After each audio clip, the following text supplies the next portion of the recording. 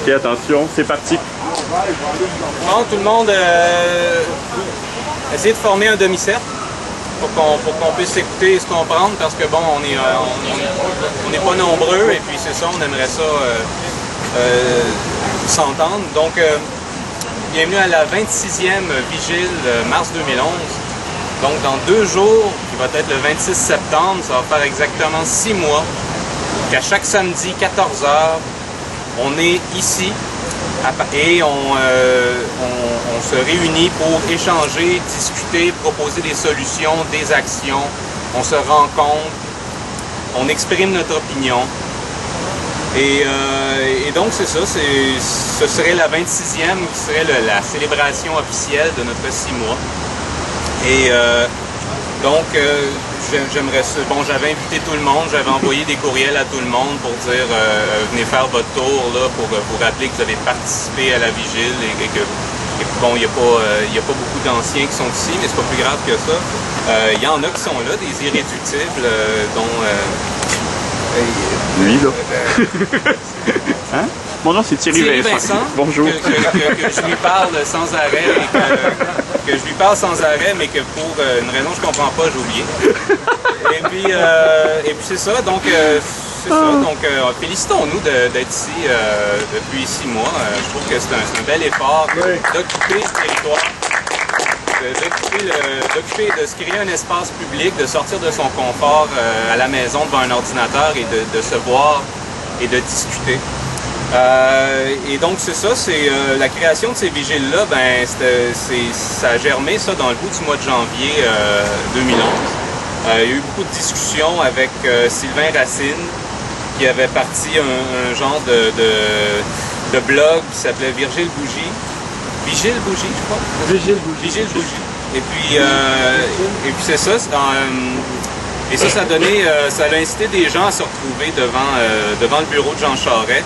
Donc on a M. Daniel Leroy qui est ici, qui était à Montréal le 22 janvier. Et puis bon, pour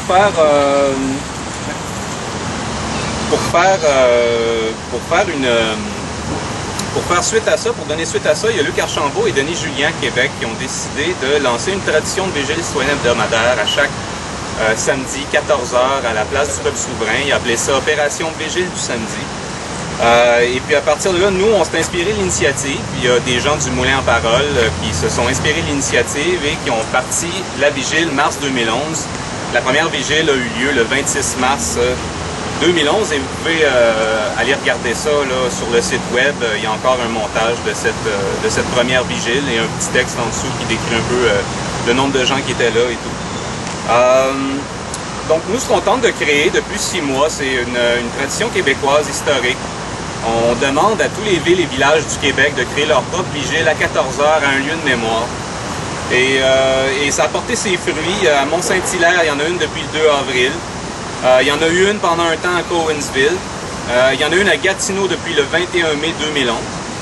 Et donc c'est ça, on invite tous les petites villes et villages d'en partir une, là, proche de l'hôtel de ville ou proche d'un lieu de mémoire.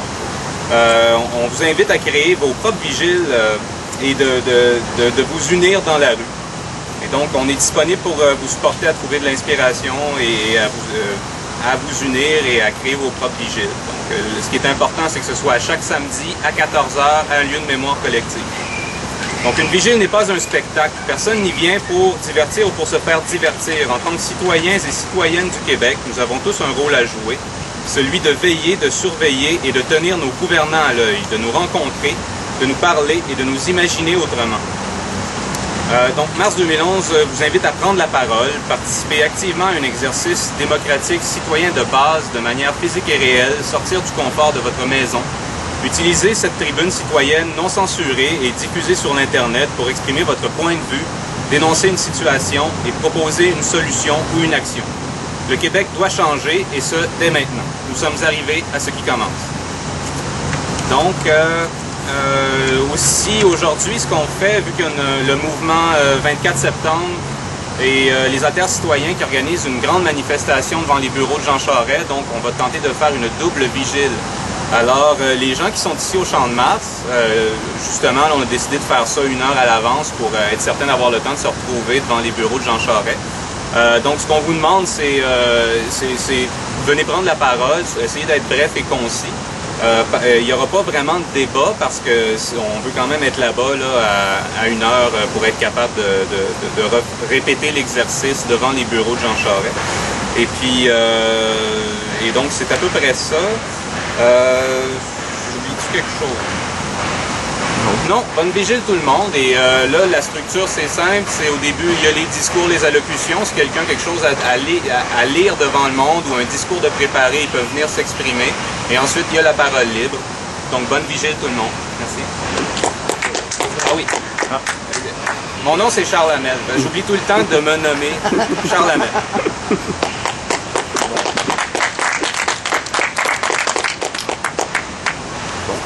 Il y a des gens qui ont des choses.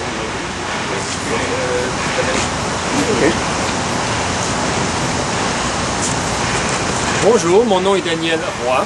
J'aimerais profiter de l'événement d'aujourd'hui pour vous demander si vous aimeriez signer une lettre ouverte qui demande la destitution ou la démission de Jean Charest. Je vais juste vous lire le premier paragraphe.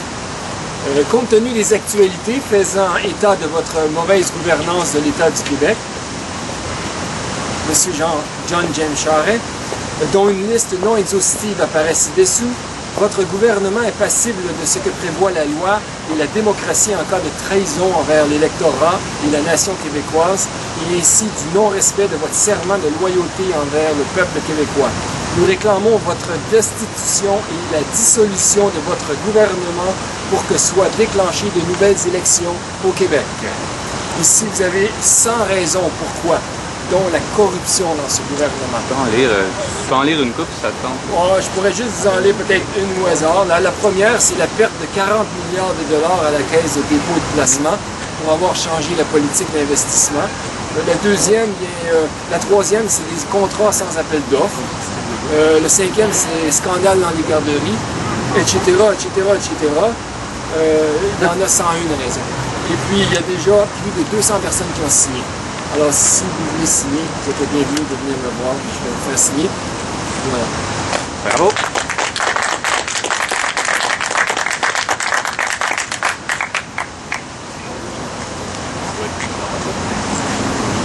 Moi, j'ai quelque chose, mais ça peut être long et un peu bon. Vas-y d'abord. Donc, personne d'autre a un texte ou un discours super concis? Ben, c'est pas plus grave que ça. Donc, place à la parole libre. C'est pas concis. Ah, ok. Ça va être pour vous. C'est juste un petit discours. Okay, Bonjour à tous, c'est Pablo.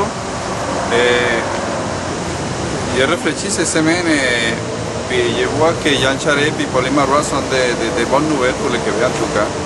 Parce qu'il faut entrer en crise pour se réveiller. Je viens de m'apercevoir que le Champ de Mars c'était un lieu où les gens prennent la parole. Historiquement, et je ne savais pas que Nelson Mandela se présentait même ici. Voilà. Ah, ben, tu viens de me l'apprendre. Non, oui, c'est ça. C'est juste que en regardant la télé et dans une société de consommation, on peut savoir des choses comme ça. Et aujourd'hui, je viens de l'apprendre aussi, en lisant les panneaux. Et c'est ça, c'est juste pour vous dire qu'il y a un nouveau parti qui s'appelle Option Nationale. En tout cas, je ne vois pas la division des votes, comme disent les gens. Je vois des gens qui sont écœurés. Mettons comme moi, que j'ai vu le Québec comme un pays tout de suite, pas dans 10 ans, pas de mettre la souveraineté dans un congélateur, comme on dit.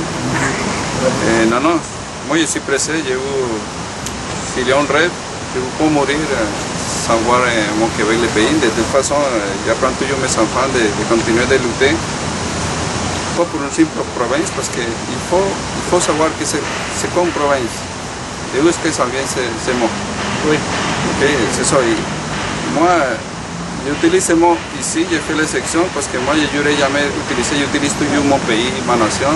Aujourd'hui, je l'utilise pour enseigner les gens qu'une province, ça veut dire le territoire conquis par quelqu'un.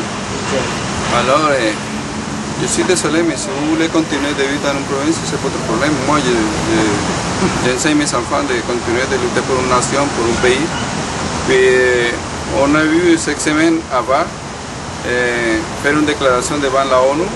Pourquoi pas on le fait pas, mettons, dans la prochaine référendum qu'on va gagner, on fait ça devant la ONU.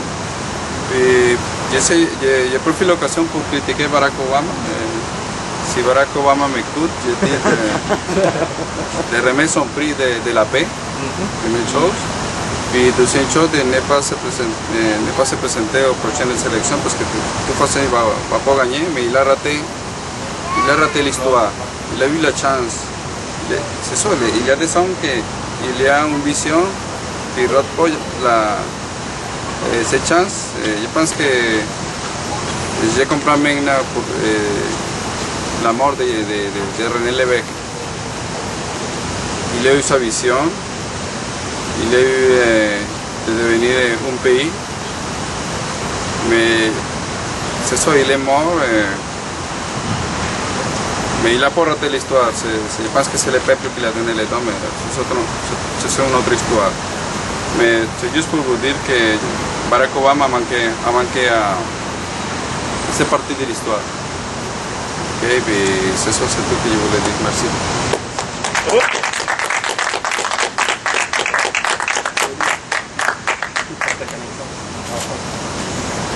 Bon, je vais improviser quelque chose parce que ce que je pensais lire, je pense, va être trop long et trop plate quelque part. Moi, ce dont j'aimerais vous parler... Il faut que tu te nommes. Ah, pardon, Thierry Vincent. Je vais m'en rappeler. Oui, tu vas t'en rappeler, c'est bien. Donc, moi, j'aimerais vous parler de la peur. Parce que, bon, on a souvent sorti cet argument-là pour dire qu'il ne faut pas faire peur aux gens, la peur est dangereuse, les gens vont aller se cacher chez eux, vont rentrer chez eux et tout. Moi, je pense que parler de la peur est nécessaire parce que dans toute action qui demande de se transcender un peu, il faut avoir peur et passer par-dessus. Et avoir peur, c'est une manière d'aiguiser ses sens pour sentir le danger, sentir qu'est-ce qui nous menace et sentir qu'est-ce qu'il y a autour de nous. Tout artiste qui n'a pas le trac quand il monte sur scène, il a des chances de rater sa shot. Quelqu'un qui a un démineur qui doit défaire une bombe et tout, s'il n'a pas peur, c'est là que ça explose. Je pense que on parle sans arrêt de la peur, mais pour dire non, il ne faut pas en parler, faut pas avoir peur, il ne faut pas faire peur aux gens, il ne faut pas faire de choses comme ça. Je pense que c'est normal d'avoir peur et c'est normal de dire il faut avoir peur, il faut transcender sa peur, aller au-delà de ça et aller plus loin que ça. Et je pense que c'est le minimum de confiance qu'il faut avoir pour se lancer dans les actions et dans les entreprises dans lesquelles on va se lancer. Même si le Québec devient indépendant de la manière la plus pacifiste possible, on va être un pays après. Donc, on va être sur la scène mondiale, donc on va avoir un rôle à jouer. Donc, il va falloir qu'on prenne des décisions d'un niveau qu'on ne mesure pas en ce moment. Donc, il faut apprendre à, comment je peux dire, à domestiquer sa peur d'une certaine manière, mais il faut apprendre surtout, c'est ça, à la transcender et c'est ça le courage pour moi.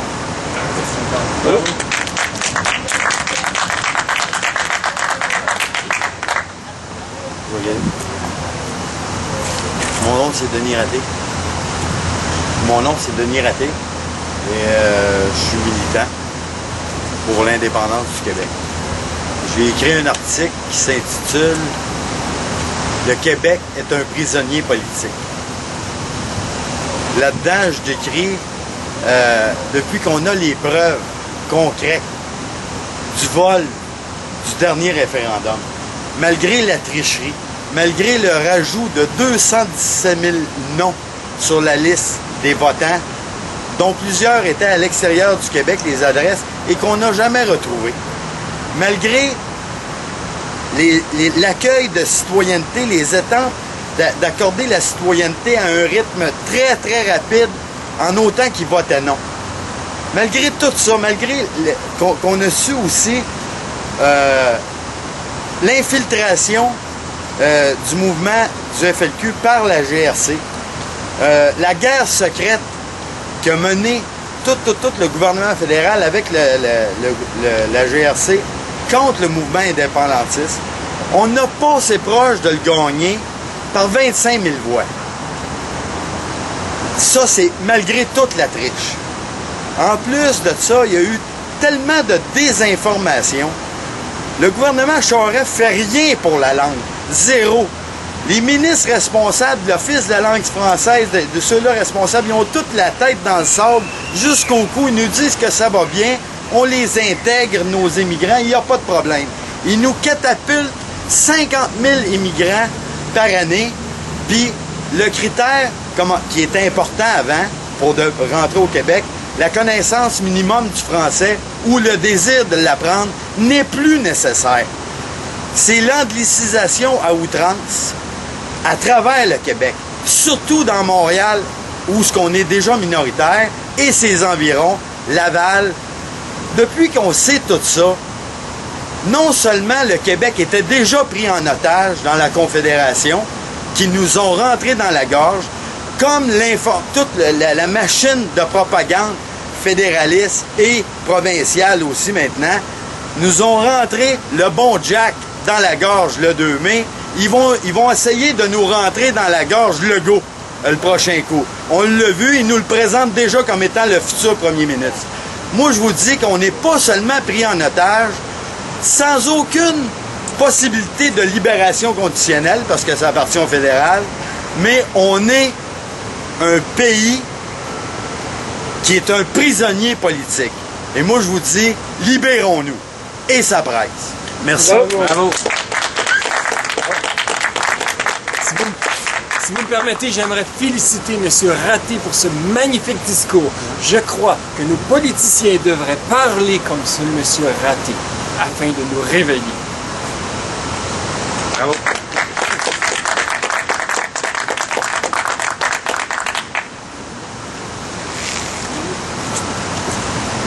Oui, j'avais oublié, c'était pour ajouter un peu à Thierry ce qu'il a dit. Là, finalement, je pense qu'on va être en mesure d'intervenir avec ce que les autres gens ont dit. Là. On va avoir le temps parce que, bon, est-ce qu'il y a d'autres gens qui veulent juste prendre la parole libre, s'exprimer et tout ça, ou parce qu'on peut intervenir, là, on peut échanger et tout.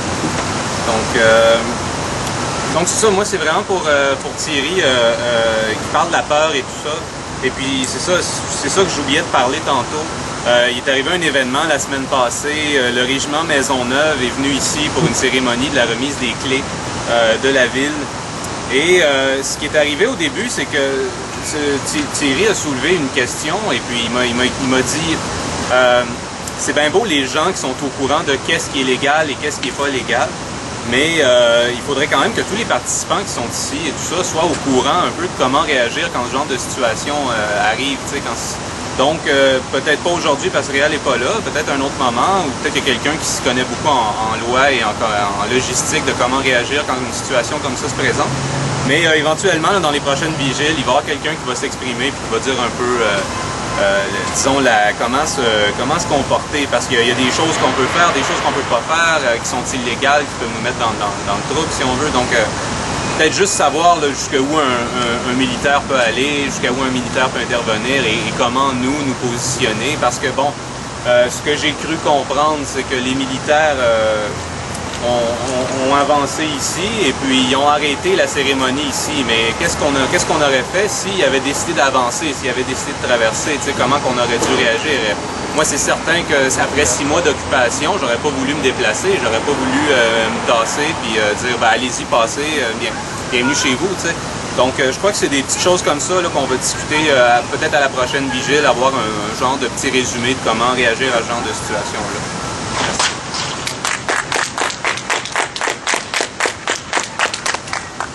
Sur la peur, je sais pas, jamais je mets sur les conséquences. Je pense que si on cherche la liberté, il faut donner même la vie si c'est possible. C'est ce que je voulais dire. Comment? C'est ce que je voulais... Pour aimer la vie. Si, même si on cherche la liberté, il faut donner la vie, mais, parce que moi, j'essaie de comprendre les anciens personnes québécois qui ont lutté pour devenir, que le Québec devienne un pays. Je ne pense pas que Joseph Papineau a pensé, je vais perdre la vie si je fais ça. Jamais on calculé les risques.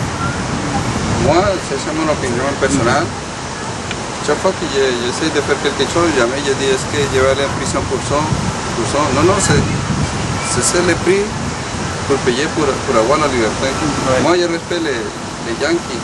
Okay? De toute façon, pour moi, c'était quelque chose, un égoïste à quelque part, parce que je ne veux pas aller en prison pour ça. c'est comme moi, je me suis mis en avant de la, comment qu'on appelle ça, la parade, parce que j'ai pas vu le drapeau québécois, c'est juste ça.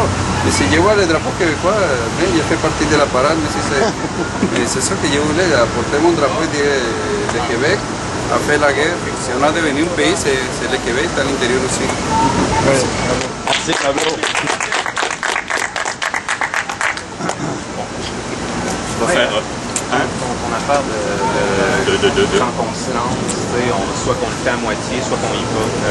Ouais, bon, il y a ça, mais non, mais c'est ça. Ben, Pablo, tu poses une question très importante et très intéressante et très fondamentale dans notre identité et de ce que c'est le Québec. J'ai lu un texte il y a 2 semaines sur la reddition de Montréal et il y avait justement cette opposition-là entre Lévis et le marquis de Vaudreuil. Le marquis de Vaudreuil qui était responsable de la colonie à Montréal et Lévis qui était un militaire de carrière. Et t'as vraiment c'est symbolique, là, mais t'as vraiment l'opposition entre les deux forces. Lévis a dit, l'anglais, on est 3000 contre 30 000. Ils veulent pas capituler, on essaye de faire une capitulation où on conserve notre honneur, où on peut pouvoir continuer la guerre en Europe. Ils veulent même pas ça. Ils veulent nous prendre nos armes, ils veulent pas nous considérer comme des soldats loyaux et honorables et tout ça. Donc nous, on se retire à l'île Sainte-Hélène, on se bat jusqu'au bout. Et puis, tant pis, on s'en fout, on va tous se faire tuer, mais tant pis, on va avoir conservé notre honneur. Et Vaudreuil, qu'est-ce qu'il dit? Il dit, non, la colonie doit être protégée, j'ai des colons ici, j'ai des familles, s'il y a des représailles, tout le monde va se faire massacrer. Et c'est cette tendance-là qu'a pris le Québec. Et c'est cette tendance-là qu'on a depuis 2 siècles et demi. Et il faut le savoir, il faut transcender aussi cette espèce... C'est un conditionnement extrêmement fort, c'est la survie avant l'honneur. C'est tout faire pour survivre à long terme. C'est comme ça que le Québec fonctionne de manière globale et générale. Je ne parle pas des indépendantistes forcenés, convaincus. Je parle de l'ensemble de la population. L'ensemble de la population a ce réflexe-là. Il faut le savoir, ça. Il faut le dire à la population. Vous avez ce réflexe-là. Il faut démonter ce réflexe-là. Mais je suis d'accord que, bon, il faut des gens qui aillent et qui le fassent, mais c'est ça, ça dépend des gens, ça dépend des choses comme ça. Moi, personnellement, quand je vais me lancer contre un soldat, c'est vraiment que je vais avoir l'impression d'être rendu, je sais pas, on pourrait discuter longuement là-dessus et puis voir qui a raison ou pas, mais c'est ça, Charles me rappelait, c'est une ligne que j'avais dit, c'est que il y a 2 choses. Si c'est une action politique, il y a une espèce de jeu avec la police. C'est-à-dire que la police va nous permettre de faire telle chose, va pas nous permettre de faire telle chose. La parade qui est là, bon, il y a eu des rires, bon, c'est ça, il y a eu quelques personnes qui ont trouvé ça comique, qui ont trouvé ça drôle. Même les soldats. Hein? Ben, les soldats aussi, il y en a qui trouvaient ça drôle aussi. Je sais pas si les officiers ont trouvé ça drôle. Toi, tu étais avec le drapeau, tu avais 2 soldats en treillis qui se sont approchés de toi. Il y a des questions comme ça. Si les soldats en treillis s'étaient attaqués à ton drapeau, nous, il aurait fallu qu'on fasse quelque chose. On n'aurait pas pu laisser faire ça sans réagir. Là, parce que là, on jouait dans les symboles, puis on jouait dans toutes sortes de choses. Mais qu'est-ce qui s'est passé? On ne savait pas qu'ils s'en venaient, ils ne savaient pas qu'on était là, on s'est retrouvés face à face, on s'est regardés, ils sont partis. Mais il aurait pu arriver n'importe quoi, là. Il aurait pu arriver n'importe quoi. Et la chose que je veux dire aussi par rapport à ce que Charles Fortin disait sur les règles du jeu, il y a les règles du jeu. Oui, bon, la police va tolérer qu'on aille jusqu'à telle ligne, puis bon, va pas permettre tel genre d'action. Mais il reste que il faut quand même être comment je peux dire, l'idée selon laquelle 120 personnes armées de baïonnettes ne peuvent pas être un danger pour 30 personnes qui se trouvent face à elles. Je veux dire, c'est sûr que si tout le monde respecte les règles, puis qu'il n'y a pas d'accident, puis qu'il n'y a pas de problème, puis qu'il n'y a pas de dérapage, ça n'arrivera jamais, il n'arrivera jamais rien. L'armée a l'ordre de ne pas attaquer la population, elle ne peut pas attaquer la population. Mais il aurait suffi effectivement que l'officier qui dirigeait la parade dise, bon, ben, c'est des gens, on va continuer à avancer, puis on va les tasser tranquillement, et que nous, on décide de dire non, vous ne bougerez pas, pour que ça puisse déraper dans tous les sens aussi. Il faut juste être conscient de ces affaires-là. Faut juste, je sais pas, on peut débattre là-dessus et puis préciser la pensée. Se placer les pieds avant de s'embarquer dans quelque chose. Ben, il y a ça, il y a l'idée, ben, comme Pablo le dit, c'est une question d'absolutisme aussi. C'est-à-dire que si on se bat pour les libertés, on se bat pour les libertés, puis allons-y à fond, là. Mais en même temps, ben, c'est ça. Est-ce que aussi toute action doit être faite, comment dire, de manière direct et tout, sans stratégie, sans voir comment ça se joue à un autre niveau. Qu'est-ce qui serait passé? Bon, par exemple, si l'armée nous était rentrée dedans, est-ce qu'au niveau de la population puis du message serait donné, est-ce que ça aurait été le moment génial où tout le monde aurait dit « Oh mon Dieu, l'armée canadienne a fait du mal à des indépendantistes, donc on vire tous indépendantistes » ou ça aurait fait « Oh, il y a quelques énervés qui ont osé insulter l'armée canadienne, tant mieux pour eux ». C'est ça aussi, il y a des questions stratégiques, des questions d'image, des questions de... Ça se joue à toutes sortes de niveaux. Et malheureusement, l'ensemble de la population n'est pas à ton niveau d'absolutisme sur la liberté parce que, encore une fois, c'est un conditionnement historique extrêmement profond qu'on a. Et il y a un travail d'éducation à faire sur l'ensemble de la population pour leur apprendre justement ces valeurs-là. Et on a un grave problème au Québec là-dessus. On est très lobotomisé, on est très déshistorisé, si je puis dire. C'est-à-dire on ne connaît pas notre histoire. Et si on la connaissait plus, et moi j'avais des professeurs d'histoire au secondaire, on a eu une année, c'est entre le primaire et le cégep, à l'école, on a eu une année d'histoire du Québec et du Canada seulement. Et tous les profs d'histoire étaient férocement indépendantistes. Et comme me disait un ami à l'époque, il dit, tu peux pas être prof d'histoire au Québec sans être indépendantiste. Plus tu connais, plus tu as d'informations, plus tu deviens indépendantiste. Mais c'est ça, mais il faut tenir compte du fait qu'on a une population qui est férocement désinformée. Qui est totalement désinformée.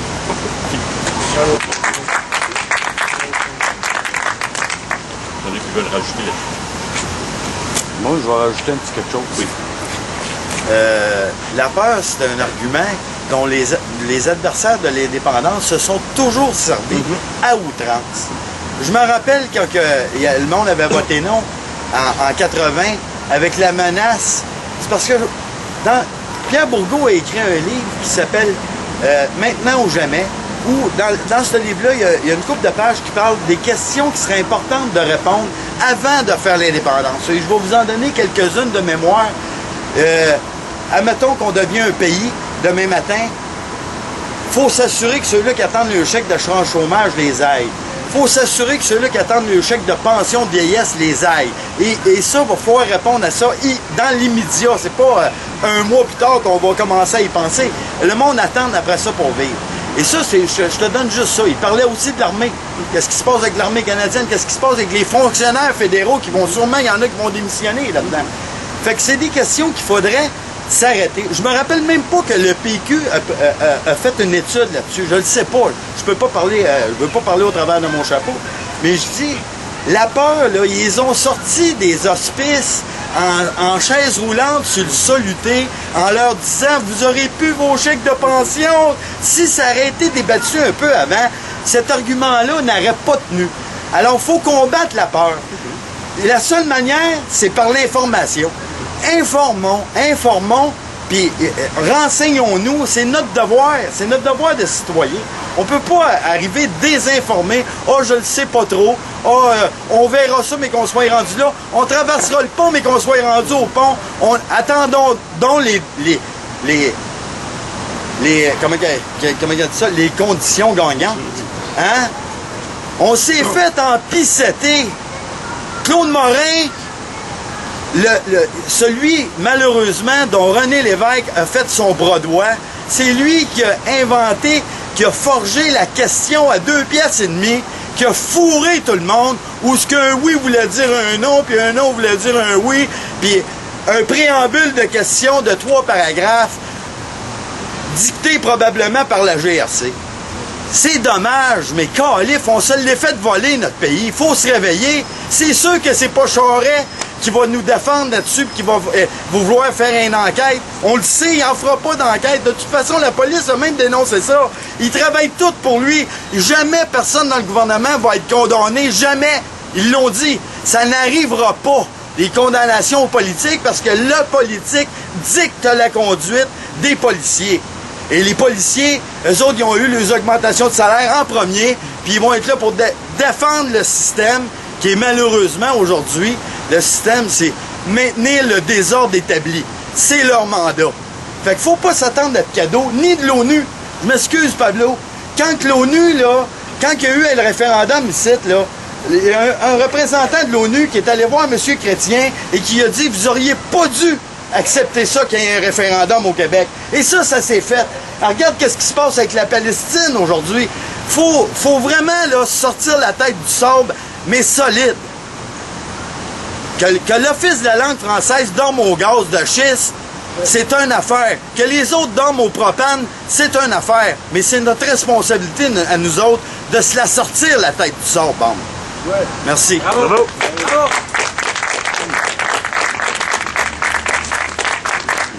Thierry Vincent encore, je ne peux que renchérir là-dessus. Et la démarche, en fait, c'est qu'il faut, commencer par s'éduquer en tant que citoyen. 2, il faut reprendre le contrôle des institutions démocratiques. Il faut aller voter, comme je l'ai dit il y a une semaine, je pense, c'était la semaine dernière. Si aux élections de 2008, tous ceux qui n'ont pas voté avaient voté pour un parti X, on va dire, ce parti X-là aurait eu 123 comtés sur les 125 au Québec. En ce moment, c'est ceux qui ne votent pas qui contrôlent le pays. S'ils votaient pour quelqu'un, c'est eux qui contrôleraient. Pour revenir sur l'idée de la peur et des réponses, c'est évident qu'il faut avoir, avant de se lancer dans le référendum, une idée très claire de ce que c'est le Québec indépendant. Et c'est évident que c'est ça qu'il faut décrire et qu'il y a tout un chantier à faire sur l'élaboration du Québec indépendant, de décrire à quoi ça peut ressembler et de le présenter à la population. Moi, j'ai des discussions après l'élection du 2 mai et les gens ont dit, là, le référendum, s'il y en a un troisième, dites-nous à quoi ressemble le Québec pour lequel on voterait. Parce que là, voter pour, bon, on va le savoir le lendemain du référendum à quoi ça ressemble. Il y a des limites à ça. Là, on est rendu au point où il faut avoir un portrait extrêmement clair de c'est quoi un Québec indépendant, c'est quoi les valeurs d'un Québec indépendant. Et à toutes les réponses que vous avez dit, il faut avoir des réponses à ça. Il y a plein d'autres aussi. Moi, je soulève souvent la question, quel est le rapport des Québécois indépendants avec les Autochtones qui sont au Québec? Il y a toutes ces choses-là à travailler et à développer. Sur la question de la peur, je reviens là-dessus, c'est un argument qu'on nous sert sans arrêt. Ben, retournons-le contre nos adversaires. La peur, oui, nous avons peur et nous la transcendons et nous passons au-delà de la peur et nous sommes capables de la contrôler. Donc, l'argument de la peur, ben oui, c'est normal d'avoir peur. On se lance dans quelque chose de nouveau, mais on ne fait pas quelque chose qui va nous dominer, qui va faire qu'on va rentrer dans notre trou. C'est ça la question. Et je sais plus, j'ai perdu le fil, j'avais d'autres choses à dire, mais vas-y Charles. Non, ben, t'as rien à dire. Ben là, Continue. ben continue. Je peux pas continuer à les finir. Je vais continuer jusqu'à... Bon. Est-ce qu'il y a d'autres gens qui ont quelque chose à dire ou Les gens qui aimeraient prendre la parole. qui aimeraient prendre la parole ou parler? Oui. Moi, j'aime. Oui, je sens que oui. Non, Oui. mais je pourrais vous poser une question à vous. Ah ben oui, allez-y, posez-moi une question puis je vais répondre. Le cadre complet d'année, c'est présenté par la caméra. Ben, c'est... Bon ben, posez votre question, là, je vais répondre. Anonyme. Oui, allez-y. C'est ça, mais c'est que plusieurs, ne veut pas, comme l'immigration aussi a un impact sur toute la question des valeurs du Québec, la séparation, avoir un pays, etc. Puis j'imagine que plusieurs aussi immigrants arrivants, ils ne comprennent pas nécessairement ça. Et puisque vous parlez déjà de la peur, qu'est-ce que vous pensez qui serait, comme vous avez parlé des relations avec les Autochtones, mais aussi... Les immigrants. Oui, exactement. Ben, ça, il y en a été question la semaine dernière, à la vigile de la semaine dernière. Bon, on n'a pas toutes les réponses de toute façon à tout ça, mais ce qui est clair, c'est qu'on désinforme les immigrants, beaucoup, et qu'on leur annonce qu'ils vont arriver dans une certaine condition. Ils arrivent ici, mais Pablo en parlait beaucoup, il est en connaissance de cause, et ils arrivent ici et ils se retrouvent dans une situation à peu près inextricable souvent, et souvent ne réussissent pas à trouver des emplois dans les domaines dans lesquels ils ont étudié, et alors qu'on leur avait promis qu'ils trouveraient des emplois dans les domaines... bon. Alors, il y a une espèce... Et on était arrivé à la conclusion qu'il y a une espèce de manipulation qui se fait, et qu'on se sert de l'immigration pour noyauter un peu le fait français.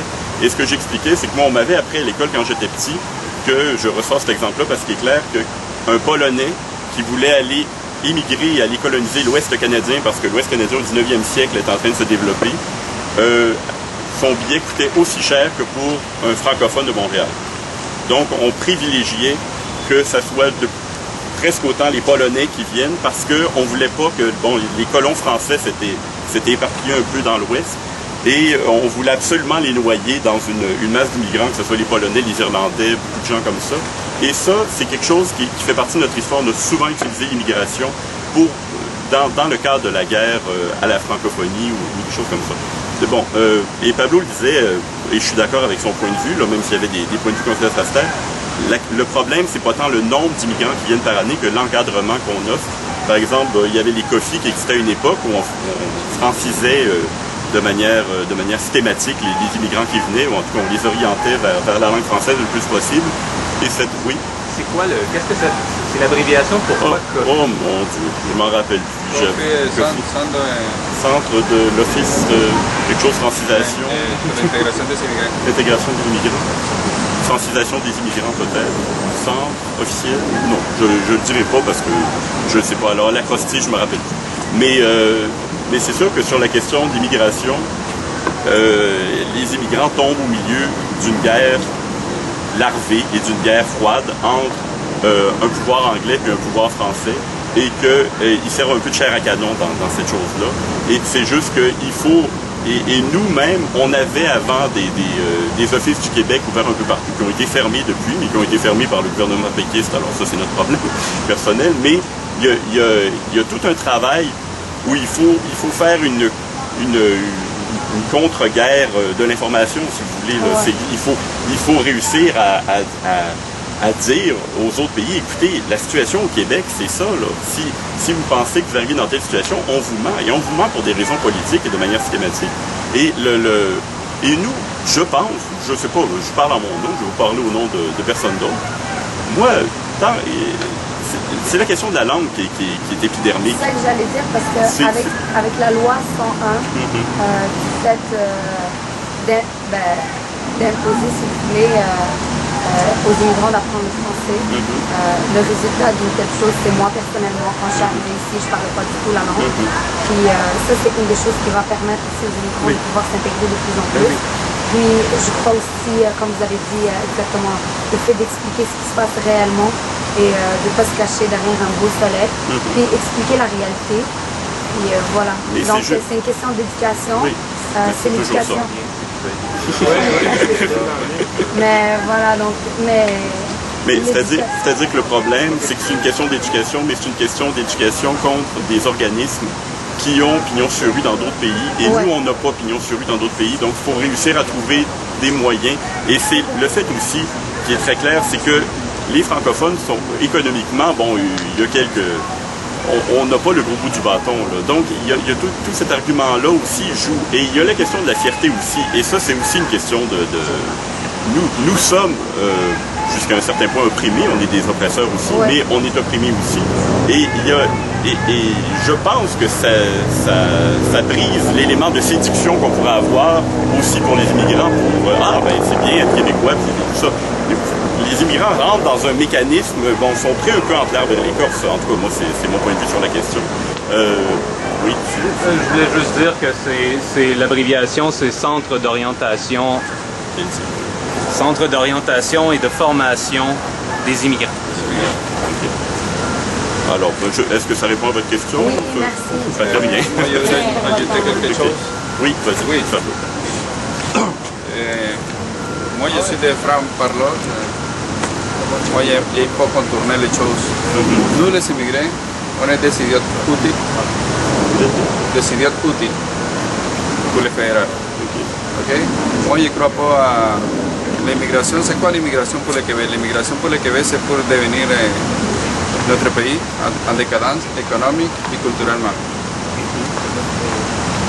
Sauf qu'il y a un double problème. Moi, dans mon cas personnel, moi j'ai quitté ma communauté de quelques amis colombiens, mais pour m'intégrer, j'ai quitté même l'église.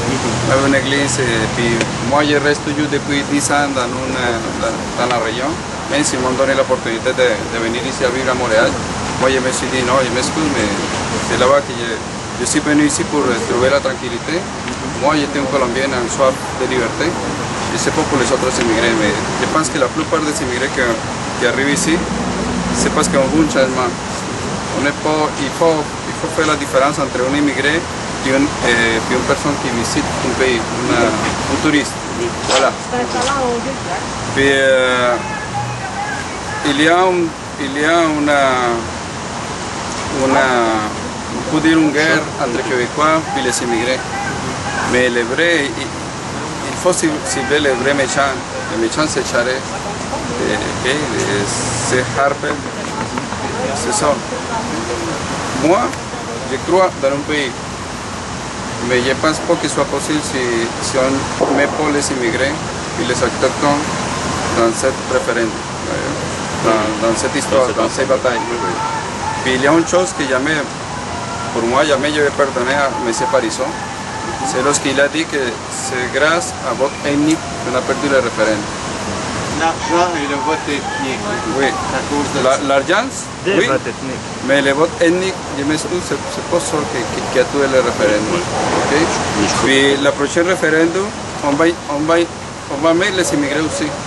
Parce que regarde, on fait partie de cette société. Moi, je me considère québécois d'origine colombienne, mes enfants aussi. Okay? À quoi ça sert apprendre le français? Moi, je suis à l'université Laval et tous les textes que je dois lire sont en anglais. Hein? Moi, personnellement, j'ai envoyé mon fils à Alberta, pas Alberta, Gatineau, à Ottawa. Ottawa? non, ok. Pour apprendre l'anglais. À la maison, je parle espagnol, seulement espagnol, je m'excuse, je ne parle pas français à la maison, c'est espagnol, c'est ma culture. Okay? Et dans les affaires, je parle français. Je viens de manquer un mot parce que c'est ça la langue, c'est quelque chose que jamais on va l'apprendre, on l'a tous les jours. Puis ce matin, à 1h, à 12h30, je me souvenais pas un mot, il m'a dit, dis-moi en anglais. C'est une erreur qu'ils font les Québécois. Non, parle-moi seulement en français. Alors c'est ça, c'est tout le monde que c'est la faute des immigrés, c'est la faute de la société québécoise, c'est la faute de Harper, de tout le monde. Mais il faut cibler les vrais ennemis, puis c'est ça que je voulais parler de micro.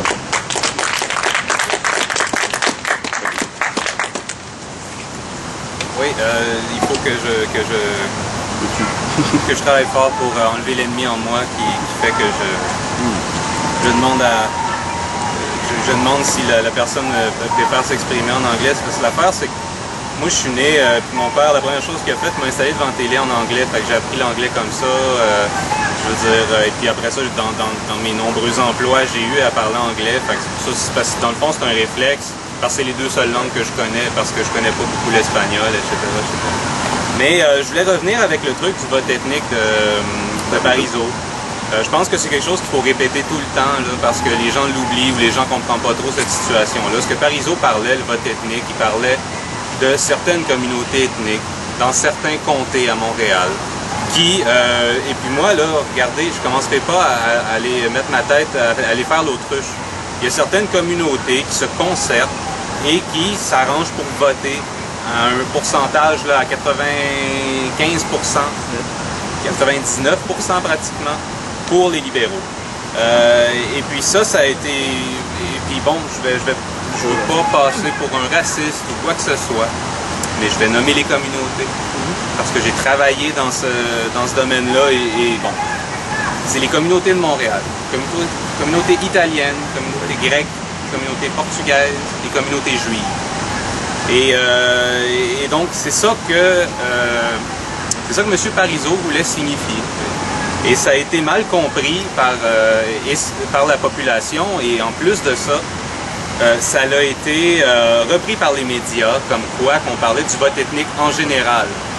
Moi, je serais plutôt prêt à blâmer l'argent, le vote ethnique et aussi le vote québécois. Là. Je veux dire, il y a des comtés dans le bout de Lévis et dans le bout de Québec qui ont tous voté non, là, et en grande majorité en plus de ça. Et je veux dire, il faut quand même parler de nous autres là aussi. Là. On n'a pas tous voté oui. Là. Il y a un paquet de régions qui ont tous voté non. Et donc ça, on l'a oublié. Je veux dire, Parizeau ne l'a jamais nommé. Mais c'est ça, c'est juste pour préciser ça, parce que je pense qu'on ne précise jamais assez ce fait-là. Et lorsqu'on regarde les élections américaines, lorsqu'on regarde les médias qui parlent des élections américaines, je veux dire, personne ne se cache pour parler du vote ethnique, personne ne se cache pour parler du vote hispanophone, hispanique, noir et tout ça. Il n'y a pas de... les gens en parlent librement dans les médias et ont le souci, disons, sociologique des choses et démographique des choses et aiment ça catégoriser et tout ça, tu sais, mais les gens ne sont pas gênés d'en parler là-bas, que ce soit en bien ou en mal, c'est un fait démographique et sociologique. Et donc, ce qui s'est passé, c'est ça, je veux dire. Et par après, ça revient un peu à la même chose. Mais ce qu'il faut comprendre aussi, il faut aller plus loin que ça. Il faut dire qu'il faut aller historique dans l'histoire. Et puis, il faut s'apercevoir de toute l'histoire de l'immigration des Italiens au Canada. Et puis, qu'est-ce qui s'est passé dans le temps de Saint-Léonard en 1950, le quartier Saint-Léonard, et puis toutes ces choses-là. Et puis, de comprendre les accords que le gouvernement du Canada a pris avec les immigrants italiens dans les années 20 et tout ça, sur les chemins de fer et tout ça, la transition des Italiens immigrants qui étaient catholiques au début, qui sont devenus protestants, qui sont mis à parler anglais dans les années 70, tu sais, de comprendre tout ce contexte socio-démographique-là bon, c'est beaucoup de travail, et puis Parizeau, lui, il fait juste arriver en avant, puis il dit ça, le vote ethnique et l'argent. Je veux dire, je crois qu'il y a un travail de recherche à faire que les médias n'ont pas fait, et qu'il y a de l'analyse à faire là-dessus, et il y a beaucoup de compréhension de ce que lui a voulu signifier. Et je crois qu'il a passé beaucoup de temps à être obligé de justifier ce qu'il a dit, et pourtant, il s'est toujours retenu d'expliquer que c'était ça qu'il voulait signifier, et puis ben c'est ça, je le répète. Bon pour ses adversaires, il avait peut-être pris un verre de trop, puis il a passé si près, il était frustré. Le cadre qu'on s'est donné. Il était frustré. Votre nom? Sylvain Duchesne. Et il a laissé sortir ça, là, comme ça. Et c'était vrai, mais c'était pas politiquement correct. Et le nationalisme, nécessairement, ça fait peur à beaucoup de monde parce que ça fait rapport à la race et l'origine ethnique et tu sais, c'est associé, ça fait peur à beaucoup d'immigrants, ça, tandis que le Canada, c'est comment est-ce qu'on appelle ça? Multiculturalisme. Chacun peut être dans sa petite bulle et rester dans sa... Alors, les immigrants, nécessairement, sont attirés par ça. Ils sont attirés aussi par l'argent. C'est sûr qu'ils ne viennent pas dans le Nord et quittent pas des pays de pauvreté pour tirer le diable par la queue. Là. Alors, c'est pas eux qui vont être en avant des barricades, je pense pas. Certains, oui. C'est sûr qu'il y a des exceptions qui confirment la règle. Mais c'est pas à eux non plus de revendiquer... je veux dire, ils peuvent embarquer dans le... Mais quoi qu'il y a beaucoup d'immigrants qui se sont fait élire et qui ont porté le drapeau de la souveraineté. Madame Mourani, là, qui est restée une des seules. Makakoto. Et, en tout cas, non, mais nous, je veux dire, on attire, c'est sûr, un certain nombre d'immigrants, mais on fait problème peur éternel beaucoup. Il faut les convaincre, c'est pas des paroles comme ça qu'on va... Non, mais c'est le problème. On va les attirer, tu sais. C'est le problème éternel de voulez-vous pousser en québécois ou voulez-vous pousser en canadien? Et puis on pose cette question-là parce que justement, on n'a jamais réussi à régler la nation, l'idée identitaire, et etc., etc. Moi, je sens que c'est ça, là. Et ce qu'on réalise, c'est que les gens ont le choix. Moi, je suis arrivé souvent et puis j'ai dit, ben regarde, parce que moi, je suis né de génération en génération et puis j'ai pas le choix. Je veux dire, je suis québécois parce que je suis né québécois. Et je rencontre un immigrant et je lui dis, toi, tu as le choix de décider de pousser comme un Canadien ou de pousser comme un Québécois. C'est difficile de me mêler de ça. Mais ce que je dis, c'est que regardez, c'est pas compliqué, c'est que si tu veux pousser comme un Québécois, si tu veux bâtir un pays, si tu comprends l'idée que le peuple québécois a besoin d'avoir un pays et une identité propre, eh bien, je vais répéter ce que Falardeau a dit, tu es le bienvenu, tu sais. Mais si ça ne te touche pas, ça ne te concerne pas, tu te sens pas concerné, tu peux choisir, tu te lèves un matin, tu décides d'être fédéraliste et le lendemain, tu décides d'être séparatiste, c'est que ça vient pas te chercher viscéralement, tu sais. J'ai cette impression-là, moi, c'est que ça vient pas te chercher viscéralement, tu peux choisir, tu sais. Mais ce qu'on demande, nous, c'est est-ce que tu as envie de participer à un projet de société? Est-ce que tu as envie de comprendre l'idée qu'un peuple, ça fait 400 ans qu'il se bat, et de prendre un risque, évidemment, pour avoir un pays? Et là, je veux dire, c'est là qu'est tout le débat, à mon avis.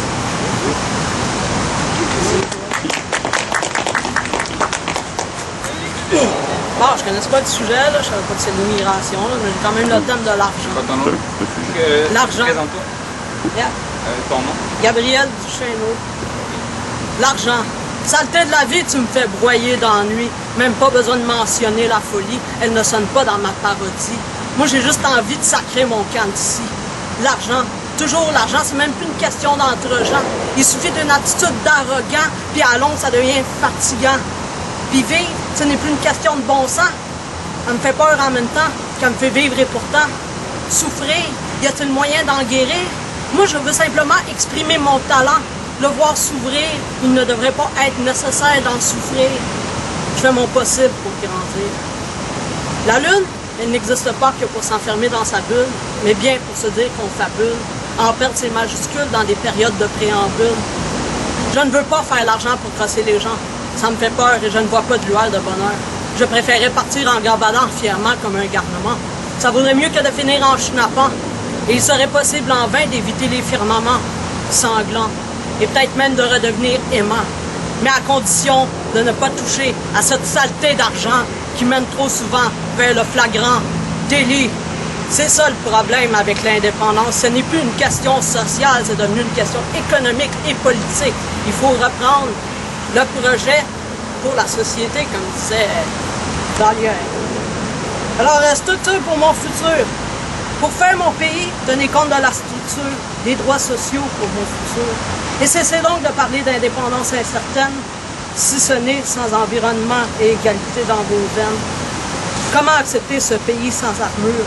L'orientation est pourtant nécessitée à nos parures. Et notre avenir en tant que peuple, toujours en quarantaine, replié par cette droiture fédéraliste sans peine. Car moi, j'ai besoin de vivre dans une société sans parjure et d'une liberté qui n'est pas associée qu'à une gravure. J'ai envie de voir des gens heureux qui s'aiment et qui peuvent vivre sans trop de haine. Mais pour ce faire, il est nécessaire de discuter des structures pour ne pas compenser une domination par une autre abomination. Alors pour ça, il faut marcher. Marcher pour ne pas crever en tant que vrai patriote. On finira tous par crever, mais pourquoi le faire avant de se relever et de vivre ce bonheur, pourtant pas compliqué, mais trop souvent mal expliqué? Marcher pour ne pas crever et se faire berner par ces fédérés à domination et aux multiples facettes du verbe crosser. Il vaut mieux résister et marcher pour ne pas crever. Marche pour ta liberté, sans associé, sans banquier, mais seulement pour exister. Bien que ce dernier verbe semble empiétré, sidéré au nom des exagérés, au nom de ceux qui harcèlent à vouloir tout contrôler pour nous assimiler afin de mieux nous dominer. Le pouvoir au peuple, l'indépendance.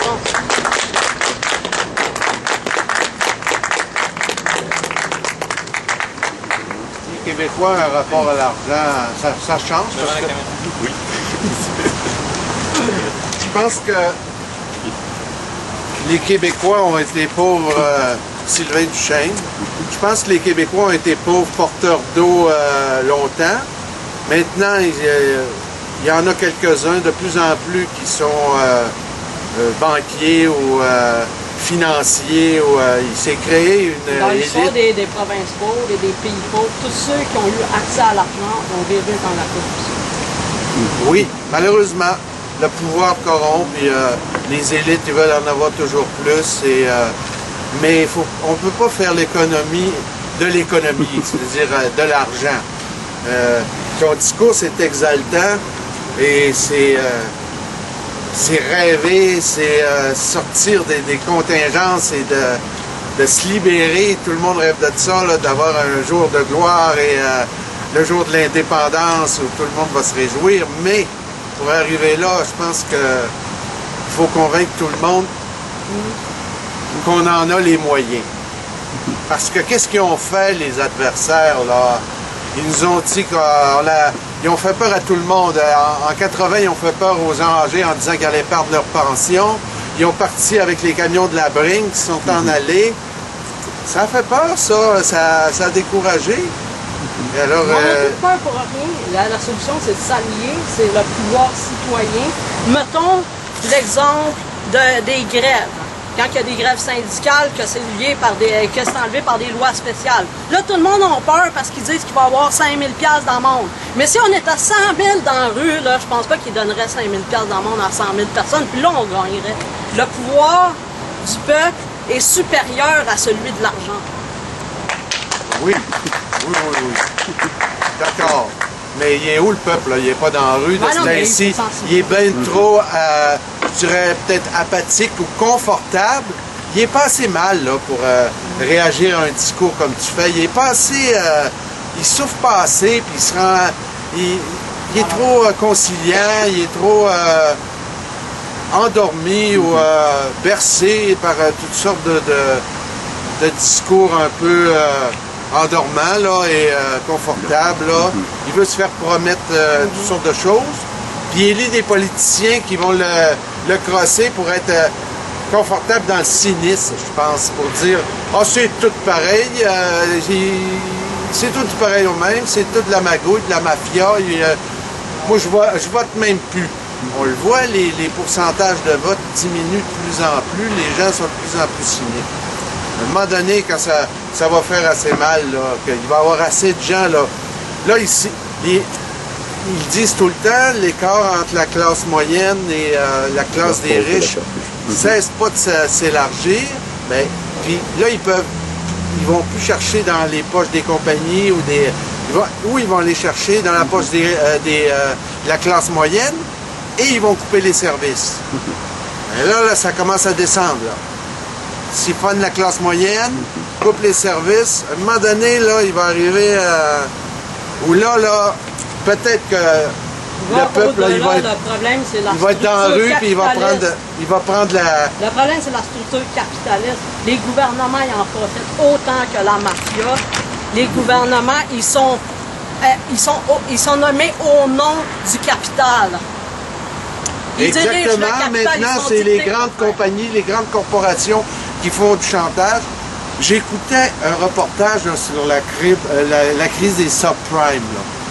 Il y avait une femme, là, dont j'oublie le nom dans le reportage, qui avait annoncé ça, qui avait prévenu M. Greenspan, qui s'appelait le grand patron. Là. Puis lui, il était venu là, pour dire « Ah, il n'y a pas de danger. » Tout le monde était enthousiaste, ça marchait. Elle était... Quand il l'a appelé là, dans son bureau, il y avait 10 banquiers qui disaient « Arrêtez là ».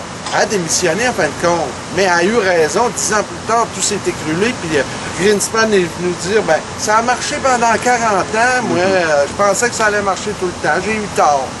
J'aurais dû réglementer les marchés, mais il ne l'a pas fait. Puis ça va se reproduire. Les marchés ne sont pas réglementés. Les banquiers siphonnent. Les riches siphonnent. Ça va se reproduire, là. C'est ce que je peux dire. Merci. Vas-y, Pablo. Moi, je me considère como parti du peuple. Parce que un jour j'ai dit jamais je donnerai le don au peuple. Mais je pense que la révolution se fait mal à cause de ça. Amir Kadir, René Lévesque sont deux des politiciens qui m'ont fait rêver. Je suis en politique de gens comme lui. Mais il y a tant pas le peuple qui me lise. J'utilise l'espace public pour éduquer la population. Mais si un jour j'arrive au Parlement, je vais agir de toute ma liberté et je vais inspirer le peuple à faire une révolution. Mais ce qu'on fait maintenant, c'est faire une révolution pour faire monter, mettons, Hugo Chávez. Pour moi, Hugo Chávez, c'est pas le porteur de rêve de Simón Bolívar, c'est faux. C'est pas vrai. Qu'est-ce qu'il a fait? Il a fait une révolution et il fait la même chose que les Yankees. Il utilise la grosse l'argent pour acheter des armes. Pourquoi faire une révolution avec des armes, avec de l'éducation? C'est comme ça. Alors, trompez-vous, pour créer une révolution, il faut nommer des gens pour que ces gens créent une révolution, comme le fait maintenant Amir Kadir. Moi, je répète, je ne suis pas au Québec solidaire, parce qu'ici, on met la partisanerie à côté. Mais moi, j'aime beaucoup, j'adore la façon comme Amir Kadir fait la politique. Même si je ne suis pas d'accord dans quelques aspects de Québec solidaire, mais c'est quelqu'un extraordinaire. Merci. Thierry Vincent qui revient. Ben c'est ça. L'histoire avec Amir Kadir aussi, c'est qu'Amir Kadir, il peut faire de la politique extraordinaire parce qu'il est tout seul de son parti. Donc, il a les coups des franches et il n'est pas pris avec le pouvoir ou avec la ligne de parti ou des choses comme ça. Sur la question de l'argent et du vote ethnique, moi, ce que j'aimerais dire, j'ai eu beaucoup de conversations avant le référendum de 95 et je pourrais presque... Parizeau, bon, c'est ça, le problème, c'est qu'on a été gâté par René Lévesque qui nous a fait des grandes phrases dans la défaite. Si j'ai bien compris, vous me dites à la prochaine fois, et dans la victoire, j'ai jamais été aussi fier des Québécois et tout ça. Donc, on s'attendait, après la défaite du référendum de 95, à avoir une grande phrase de Parizeau, puis ça a fait un peu couette, je pense. Le problème, c'est que quand Charest, en 2003, nous ressort encore la phrase de Parizeau qui est vieille de 8 ans, puis que ça marche, et que Landry a peur de cette phrase-là, au lieu de dire, ben là, ça fait 8 ans, là, change de 10, et que ça marche encore auprès du peuple, là, il y a un problème. Et ce que je voulais dire par rapport à cette déclaration-là, et ça, c'est un truc personnel, c'est que Parizeau, ce qu'il faut savoir, c'est que en 95, tout était prévu sur le plan économique, tout était prévu sur le plan diplomatique, tout était prévu sur le plan militaire, et le seul bout, je trouve, qui n'a pas assez poussé, c'est au niveau de la propagande pour vraiment nous en mettre encore plus. Et il perd presque rien. Moi, personnellement, j'aurais pardonné de se mettre tout nu et de courir sur la scène. Là. Je veux dire, il aurait pu faire n'importe quoi, je lui pardonne. T'sais. Ça fait 40 ans qu'il travaille d'arrache-pied, qu'il nous montre la caisse de dépôt et de placement. Il a tout prévu. Le président de la France allait appeler le président américain dès que le vote du oui passait.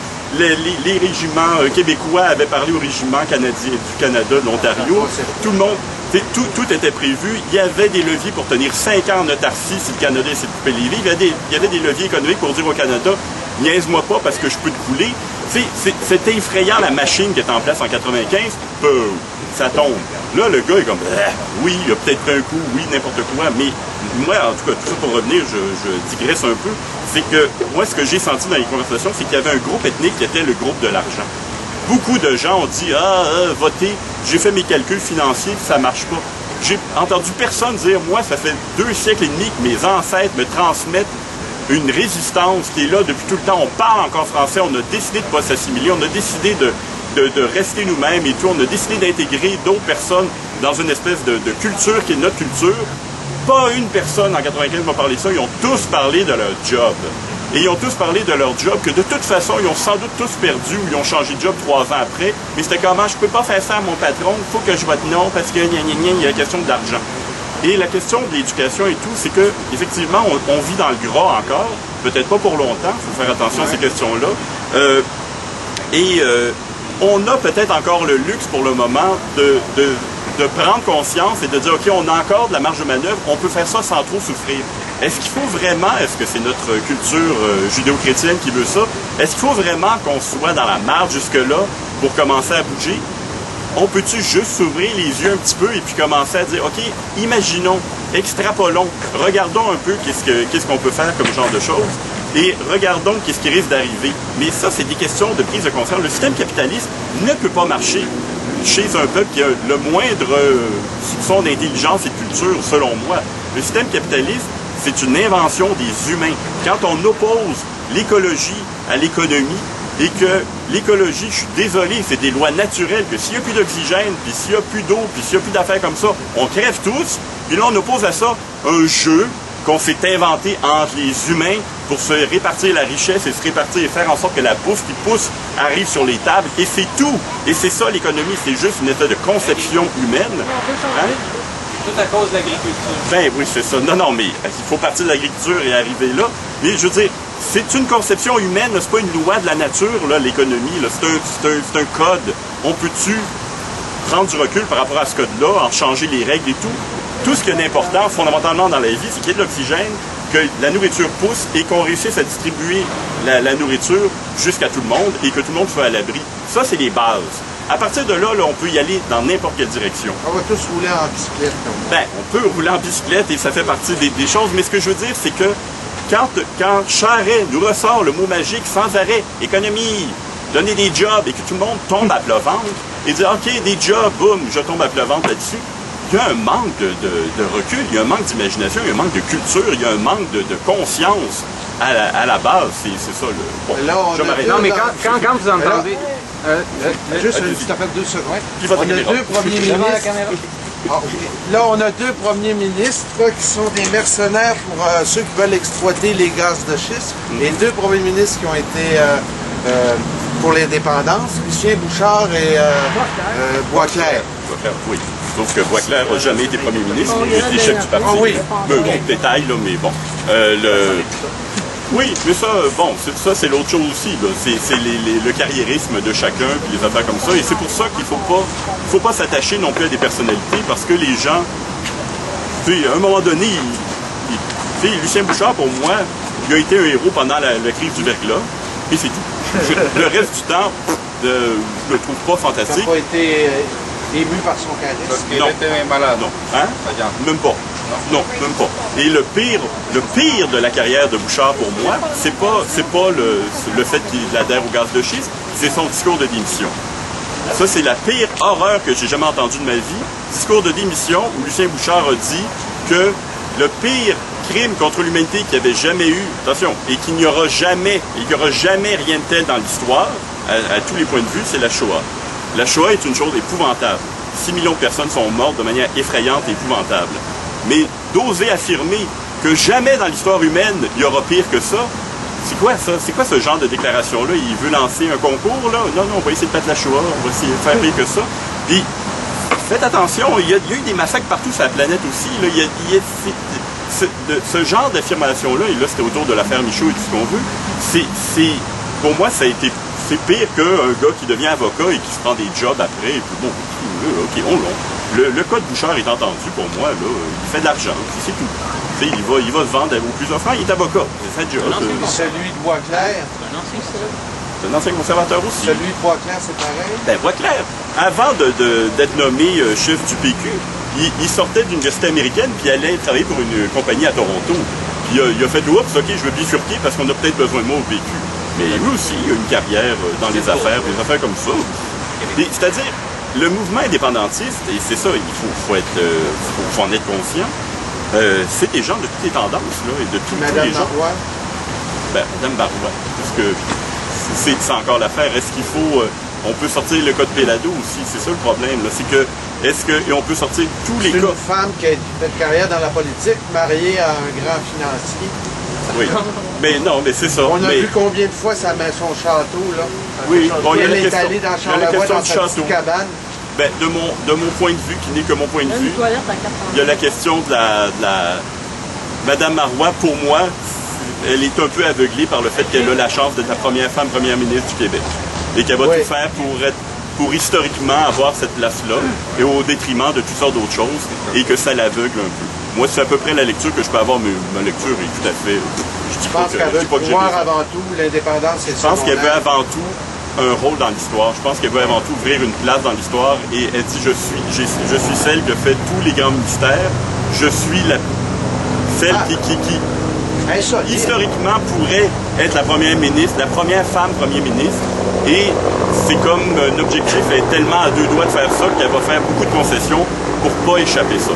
Je pense que c'est ça le problème de Mme Marois. Je pense qu'elle a ce rêve-là et que ce rêve-là est en train de lui faire perdre Je ne pense pas qu'elle peut nous amener un pas de plus vers proche. Ben, pas si elle... Si elle prend le pouvoir. Ben, Elle n'est si même elle- pas première ministre, puis elle est déjà la dictature dans le parti. Ben, C'est pour ça qu'il y a des démissionnaires.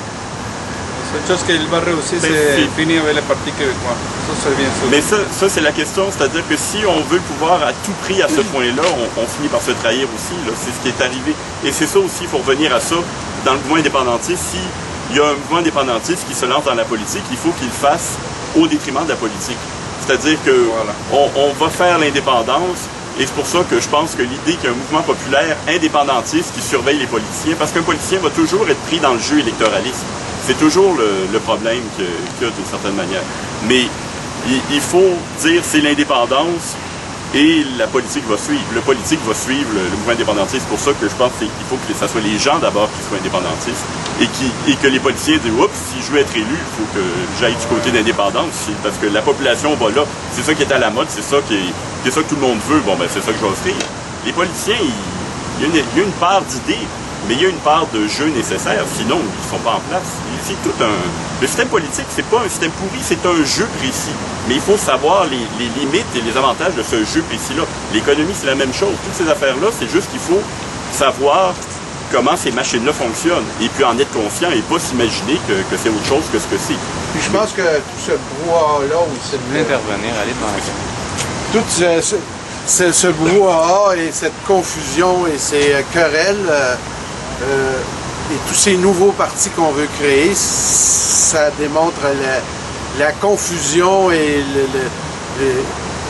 qu'on cherche quelque chose, du nouveau. On l'a vu avec le nouveau Parti démocratique. Il y a des gens qui étaient en Floride qui se sont fait élire et qui veut dire, les gens, moi je faisais du sondage pour dans le quartier de comté de Gilles-Duceppe, puis les gens nous disaient oui, on va voter, on va voter. Quand est arrivé l'heure de voter, ils ont dû changer d'idée parce que Gilles a perdu. Alors, ils ont été séduits, je sais pas, par Layton, et ils ont vu la nouveauté, la chance de sortir d'un carcan ou d'un cul-de-sac, je sais pas, mais ils savaient plus trop, là. Ils cherchent du nouveau, ils cherchent, je sais pas quoi, là, mais... Je répondre à ça, c'est-à-dire que c'est toujours la même chose, c'est toujours la même équation. Les gens ont voté de manière superficielle, sans se poser de questions. Il y a un des députés bloquistes qui l'a dit et qui a accusé les journalistes de ça. Il dit « Vous ne couvrez que les chefs. Vous n'avez pas couvert comté par comté, comme ça se faisait dans la tradition politique québécoise, où les gens s'impliquaient dans leur comté, et puis les gens connaissaient leurs députés et savaient pour qui ils votaient. Là, les gens ont voté de manière superficielle, les gens ne sont plus éduqués, ils ne connaissent plus le jeu politique, ne savent plus c'est quoi les enjeux, les choses du genre, et ils votent comme ils vont au McDo. C'est comme ésotérique, la politique? C'est même pas ésotérique, c'est du consumérisme. Ils votent pour un produit, le produit le mieux emballé, c'est lui qui achète. Point à la ligne.